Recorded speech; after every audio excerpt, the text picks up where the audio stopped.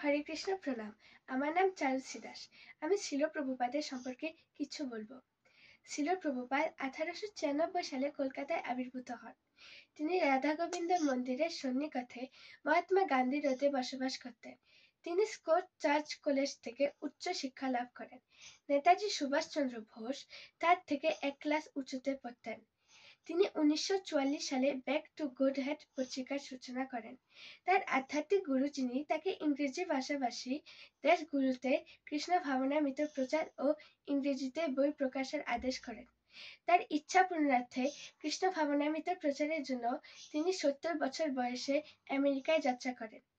তিনি 60টি বই এবং আশ্রম, বিদ্যালয়, মন্দির, প্রতিষ্ঠান ও কৃষিজ সমাজ সহ 108টি কেন্দ্র স্থাপন করেছেন। তিনি মোট 14 বার বিশ্ব পরিভ্রমণ করেছেন। তিনি 1977 সালে বৃন্দাবনে অপ্রকট হন। হরে কৃষ্ণ প্রণাম।